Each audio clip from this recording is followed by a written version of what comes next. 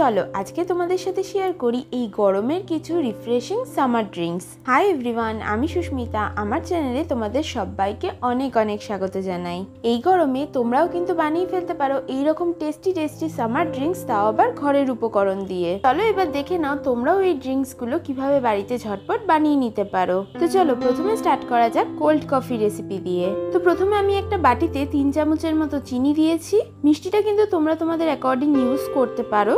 আর তারপর আমি এর মধ্যে দিয়ে দিলাম 1.5 চামচের মতো কফি। এবার এই কফিটার মধ্যে আমি 4 থেকে 5 চামচের মতো উষ্ণ গরম জল দিয়ে দেবো।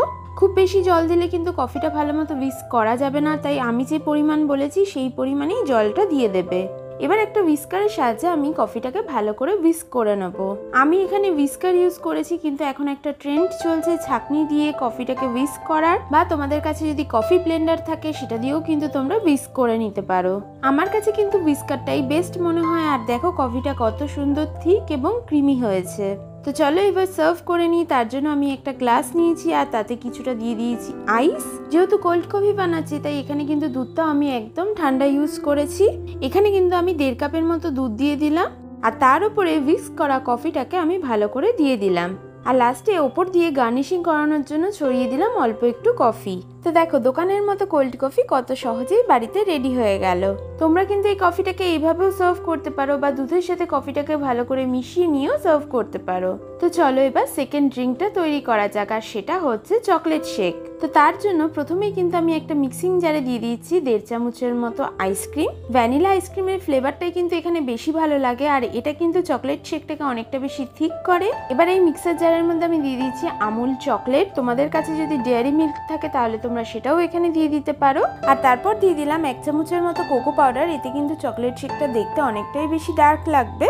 আর এখানে আমি ডার্ক ফ্যান্টাসি বিস্কিট ইউজ করলাম, তোমরা চাইলে ওরিও বিস্কিটও ইউজ করতে পারো। আর এখানে যেহেতু অনেক কিছুই মিষ্টি আছে তাই 1 চামচের মতো চিনি দিয়ে দিলাম। আর লাস্টে কিন্তু অল্প একটু করে দুধ দিয়ে আমি এটাকে ভালো মতো ব্লেন্ড করে নেবো। তো দেখতেই পাচ্ছ ব্লেন্ড করে নিয়েছি, কিন্তু আমার মিক্সার জারটা যেহেতু এতটাই ছোট যে আমি পরিমাণ মতো দুধ দিয়ে এটাকে ব্লেন্ড করতে পারিনি।